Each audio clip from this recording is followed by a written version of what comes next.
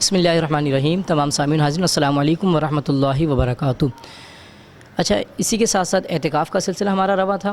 تو اب خواتین کا اعتکاف کرنا بالکل شرعاً الحمدللہ مسلک حنفی بریلوی میں جائز ہے۔ اس کو علماء نے بالکل جائز قرار دیا، بلکہ خود عائشہ صدیقہ رضی اللہ تعالیٰ عنہ سے روایت منقول ہے کہ جب آقا کریم صلی اللہ تعالیٰ علیہ وآلہ وسلم کا وصال ظاہری ہو گیا تو آپ کی اس ادا کو باقی رکھنے کے لیے آپ کے ازواج مطہرات پھر اعتکاف کرتی رہی ہیں۔ یعنی کہ جس طرح آقا کریم علیہ السلام یعنی جس طرح مردوں کا اعتکاف آقا کریم علیہ السلام سے ثابت ہے، دیگر صحابہ کرام عائشہ صدیقہ رضی اللہ تعالیٰ عنہ فرماتی ہیں آقا کریم علیہ السلام کی اس سنت کو زندہ رکھنے کے لیے امہات المؤمنین حضور کی ازواج ہماری مائیں انہوں نے بھی حضور علیہ السلام کی صدا کو باقی رکھا ہے، جس سے پتہ چلتا ہے کہ خواتین بھی اعتکاف بالکل کر سکتی ہیں۔ اس کے لیے جیسے ہم نے آپ کو بتایا شرائط کے اندر کی مثال کے طور پر بالغ ہونا شرط نہیں ہے، اگر سمجھدار ہیں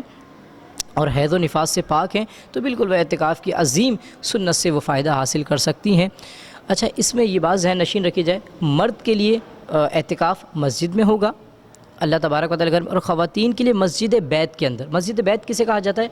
وہ جگہ جو خواتین نے اپنے گھر کے لیے باقاعدہ نماز کے لیے مختص کی ہوتی ہے، اس جگہ کو مسجد بیت کہا جاتا ہے۔ اب وہاں پر جو ہے بالکل جو ہے وہ بیٹھ سکتی ہیں اور وہاں پر اپنے اعتکاف کی سعادت حاصل کر سکتی ہیں، اور ان کو دو چیزوں کے لیے علماء نے اجازت دی ہے جانے کے لیے، ایک حاجت طبعی اور ایک حاجت شرعی کے لیے۔ اس طریقے سے خواتین ہیں جب وہ مسجد بیت کے اندر جب بیٹھتی ہیں، یعنی کہ ایسی جگہ جہاں انہوں نے اس کو جانماز کی جگہ کہ جہاں وہ اپنی نماز ادا کرتے ہیں، وہاں پر تو واش روم وغیرہ کی سہولت نہیں ہوتی، بس اوقات کیا ہوتا ہے ان کو پھر اپنے جو پردہ ان کا ہوتا ہے، جو احاطہ ہوتا ہے جس میں وہ رہتے، اس سے نکل کر انہوں نے واش روم وغیرہ یا غسل خانے وغیرہ کی جانب جانا ہوتا ہے، تو اب اس کی اجازت ہے، لیکن اس دوران میں سلام کلام سے